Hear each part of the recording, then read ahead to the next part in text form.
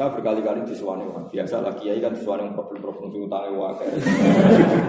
Mesti tak jawab gini. Mesti utangnya jenengan tuh ora li hajatin syariah. Kalau utang karena anak sakit, mertua sakit, orang tua sakit, pasti Allah yang nyaur. Bantu. Tapi mesti utang yang karena nafsu. Mesti hukumannya delalah nyaur, delalah jatuh, delalah. Lu utangnya orang Indonesia lucu. Utang itu berdasar konco yang diutangi. Jadi misalnya gini, saya ini akrab sama Pak Zarkasi mulai kecil. Terkenal dia orang kaya. Mestinya saya ini orang miskin. Kebutuhan saya utang itu untuk beras dan sembako. Mestinya utangnya kan 1 juta. Ini belum di konco suge, iman di konco suge utang 1 juta. Akhirnya utangku 100 juta. Ngomongnya gini, Pak Zarkasi, saya ini kasih modal gini-gini. Jadi utang itu 100 juta ini berdasar menyesuaikan yang diutang. Yang diutang, iman. Nah utang seperti ini aku yakin Allah akan menghukum dalam resonya. Mas Zarkasi teman akrab ya terus putus. Jadi kalau utang karena hajatin syariah apa? Hajatin anak saya sakit, kelas orang miskin misalnya harus puskesmas utang 1 juta. Itu pasti Allah yang tahu. Atau kalau Mas Zarkasi yang nagih itu pengiran malah nyalano sing utangi. Wong kanca akrab utang ya kadarnya segitu aja kok ceritanya. Malah dirototin.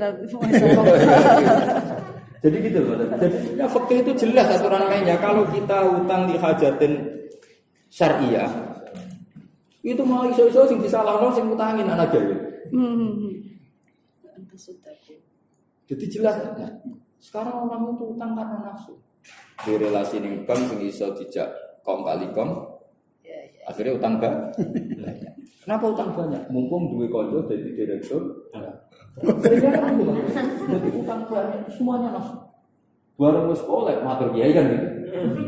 Kiai matur. Aku mesti jawab, ra iso. Lho jenengan dungane bantis, tapi ra kabeh iku. Nah, itu pantasnya untuk hukuman. Ya ngomong fair saja daripada repot. Daripada salah doanya. Iya. Salah doa. Padahal ditunggu mandi ora kagok kon. Ternyata betul dia cerita. Jadi dia itu tidak pengusaha karena punya teman pengusaha terus bergaya pengusaha karena tadi temannya ngutangi sambil ya. Itu kalau kamu investasi di sana tak mudah ini. Yang namanya enggak ahli kan hanya berdasar tomak tadi loh Mas. Nah bayangkan kalau se-Indonesia rata-rata ingin jadi pegawai di kementerian tertentu karena berdasar relasi ini jadi apa? Kon itu sumber di keuangan ya sama. Ya repot. Makanya agama itu aturannya jelas. Kata Rasulullah orang yang utang dan niat nyaur maka Allah yang akan nyaur kan. Kodowo kan. Tapi utang kita kan seringnya ada seperti itu. Berdasar yang diutang itu kan. Jadi misalnya saya punya teman gubernur, kebetulan teman saya mulai kecil. Kan lucu misalnya, utang 1 juta. Hanya karena saya gak punya mesti disalahkan uang agama. Lu utang gubernur uang 1 juta. Padahal itu yang dibenarkan syariat atau itu yang dibenarkan. Tapi dia disalahkan uang agama. Mumpung.